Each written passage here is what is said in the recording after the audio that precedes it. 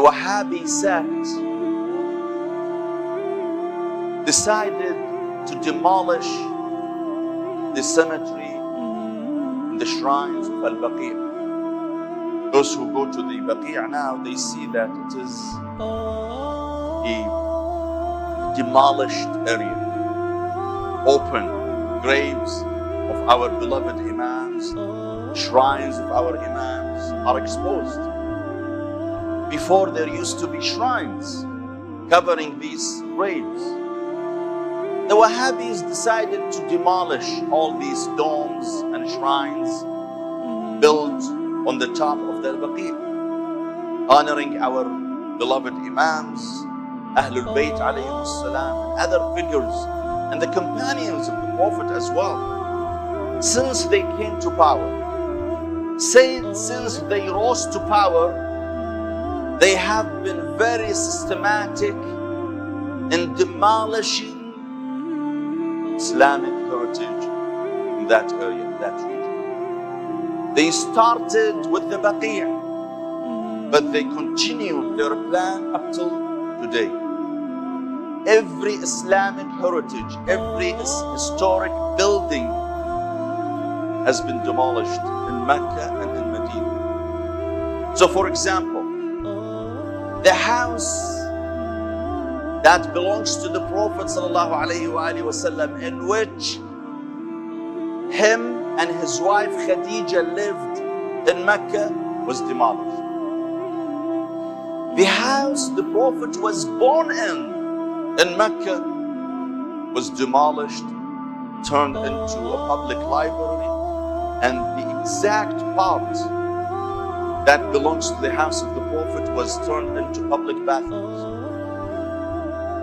The house of our Imams, one by one, Al-Imam Al-Sadiq, Al-Imam Al-Sajjad, in Medina. I remember in 1983 when I went to Hajj, the first time I went to Hajj, the house of Al-Imam Zain Al-Abidin and Al-Imam Al-Sadiq, both their houses existed till 1983. After that they demolished. Under the pretext of expansion, expanding the masjid, they ruined basically every single historic building in Mecca and Medina.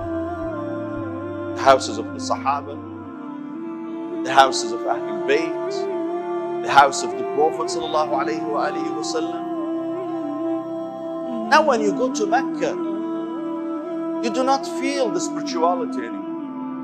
What do you see other than huge malls, shopping centers, high-rising buildings? Even the Masjid al-Haram has been completely changed. The only thing that they have not touched yet is the Kaaba itself. Anything else in the Masjid al-Haram was demolished, was changed, again in the name of expansion. In the name of expansion, they basically ruined all Islamic historic buildings in both cities, in Mecca and in Medina. Indeed, last year there was a report published by some Western newspapers like Independent in the UK. It says that the Saudi government now was planning, or is planning actually, to remove the remains of the Prophet himself from his masjid, from his place to the Baqee, and demolish the grave of the Prophet as well.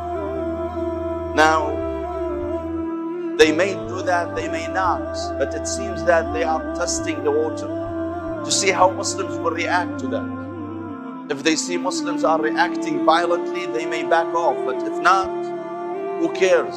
Again, in the name of expanding the masjid of the Prophet ﷺ, they would remove the remains of the Prophet ﷺ, the holy body of the Prophet ﷺ, from his masjid to the Baqee.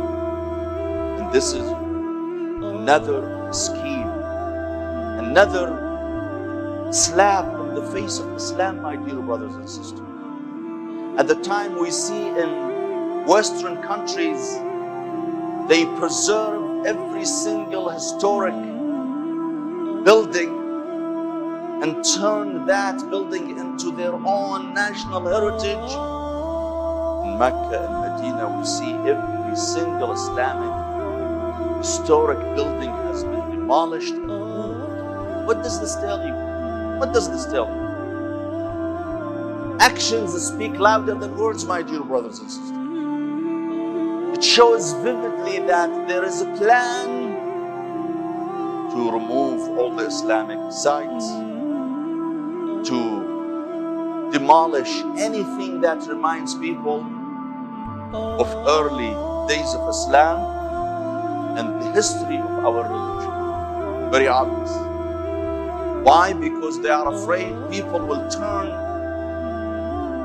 these places into temples, and instead of worshipping Allah, they may worship the Prophet. Nonsense, completely nonsense. Who would worship the Prophet? Who would worship the Prophet? No Muslim would worship the Prophet.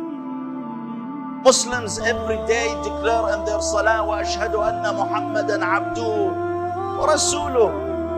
I attest that Prophet Muhammad sallallahu alayhi wa sallam is the messenger of Allah, the servant of Allah. Don't fool us by telling us we are afraid you guys may turn these places into temples and you may worship them. No, we're not naive.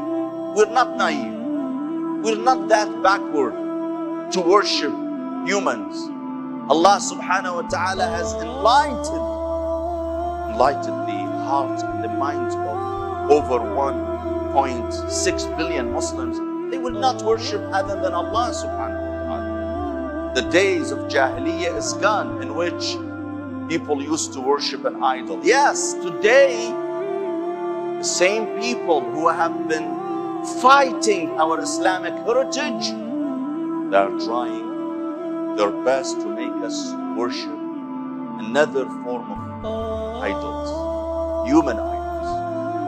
They want us not to worship Allah, not to follow the Quran, rather follow their aggressive rule and give sanctity to certain rulers who have no legitimacy at all. That's what they are trying to